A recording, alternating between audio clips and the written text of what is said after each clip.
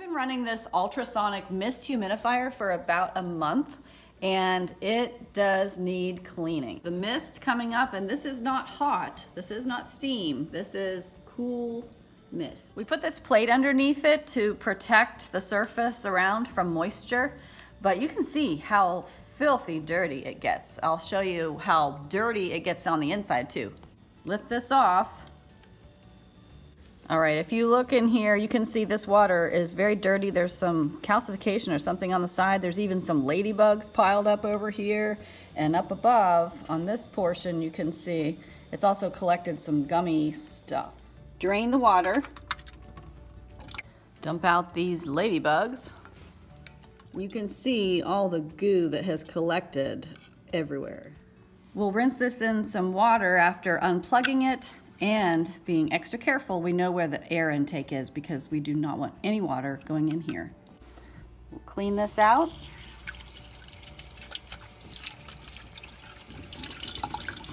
The unit does come with its own special brush to clean the ultrasonic disc at the bottom and any other areas that are tough to get to. There are lots of nooks and crannies. If you have some scale and residue that won't come off, you can use vinegar instead to make it easier. You can see we're very glad we had a plate underneath the unit. Definitely need to clean off the bottom of this reservoir too, and I'll show you a trick for filling this reservoir. After a month of doing it, this trick is really helpful. You'll probably be filling this twice a day, so you want to make sure you can fill it completely without lots of air in there. I'll show you all you need to do as it's filling to the top here. We're going to tip it this way, that way.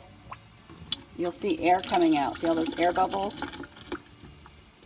We'll cap it back up. Now, when I tilt this up, you can see there's very little air in this. It is a little tough to line this up, but let me show you what you're looking for. This notch has to rest directly where that peg is, and this spring peg has to rest directly on top of that.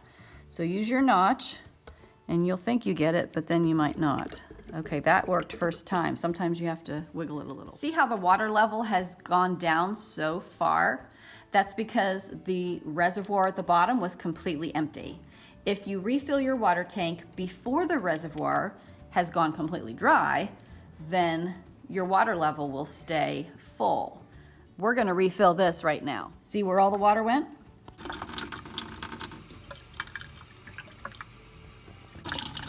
Keep tilting it back and forth to get all the air bubbles out. Lining the notches up.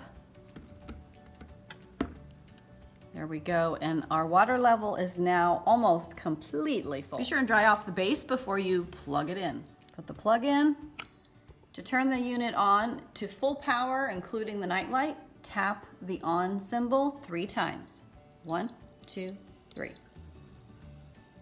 We're very happy with this. We've used it for about a month. We do have to fill the reservoir a couple times a day, but it's nice and small and easy to clean.